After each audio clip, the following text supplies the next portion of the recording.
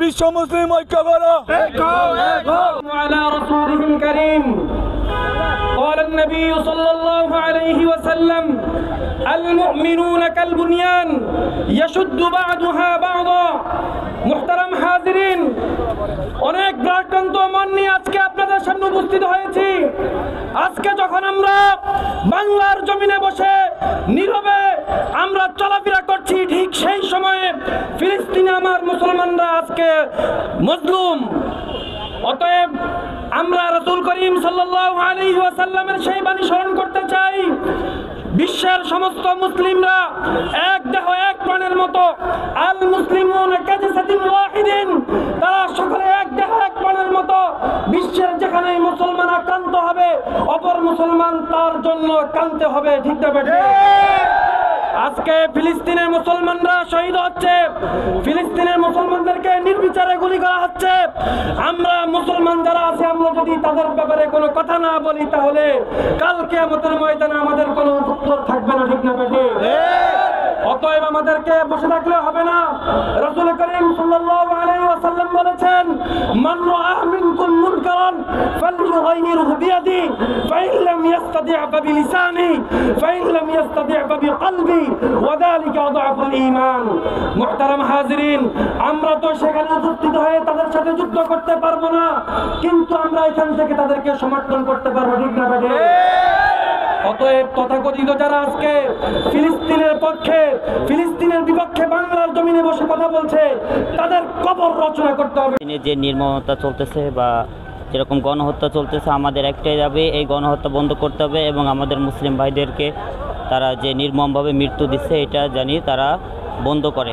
আর আমাদের দাবি একটাই, যে আমাদের মুসলিম ভাইদেরকে যাতে তারা তাদের যে রাষ্ট্র, যে তাদের যে নির্মমভাবে মৃত্যু দিচ্ছে তারা, এটা জানি বন্ধ হয়। আমাদের একটাই দাবি। আসলে আমাদের জানা যে ইসরায়েল সবসময় ধোঁকাবাজি করে, তারা ইহুদিবাদী, এরাই হচ্ছে মুনাফিক। তো আমরা এই যুদ্ধবিরতি তারা বলে তারা আবার নির্মম মৃত্যু, আবার এইরকম গণহত্যা তারা চালাইতেছে।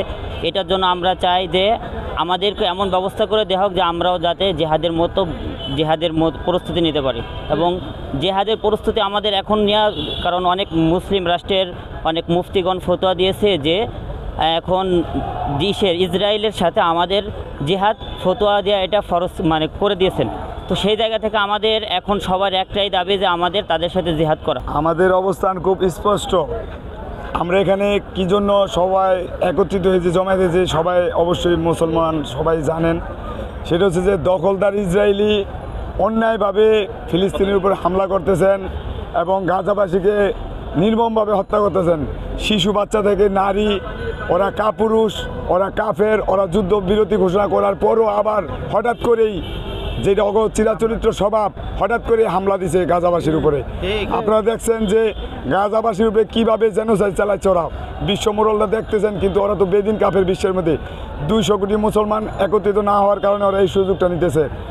আমরা আগে থেকেই জানি যে ওরা বেঈমান, কাফের, ইহুদিবাদী। ওরা সবসময় মুসলমানের শত্রু, চিরশত্রু, কোরআনের আল্লাহ রাসূলের দুশমন।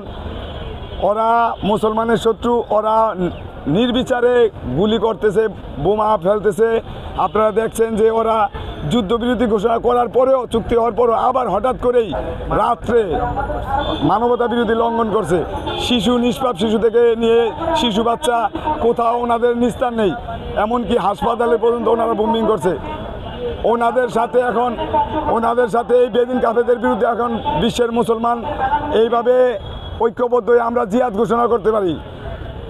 সাবিলুনা আল জিহাদ, আল জিহাদ। আমরা চাচ্ছি যে আমরা মুসলমান, আমরা পৃথিবীর সমস্ত মুসলমান এক। কারণ রাসূল সাল্লাল্লাহু আলাইহি ওয়াসাল্লাম বলেছেন, আল মুমিনুনা কারাজুলুন ওয়াহিদিন। সুতরাং পৃথিবীর যেই প্রান্তে হোক না কেন, আমরা সমস্ত মুসলমান একটা দেহের মতো। তো ফিলিস্তিনে আমাদের মুসলমান ভাইদেরকে এরকমভাবে তারা হত্যা করতেছে। ফিলিস্তিনের মধ্যে ইসরায়েলরা আমাদের মুসলমান ভাইদেরকে হত্যা করতেছে। আমরা এটার প্রতিবাদ জানাই। এটার প্রতিবাদে আমরা সারা বিশ্বের মুসলমান এক হয়েছি এবং আমরা সমস্ত ইসরায়েলি পণ্যগুলো আমরা বয়কট করতে চাই। এবং আমরা বাংলাদেশের সমস্ত মুসলমানদেরকে আমরা দাবি জানাবো, সকলে যেন ইসরায়েলের সকল পণ্যকে বয়কট করে।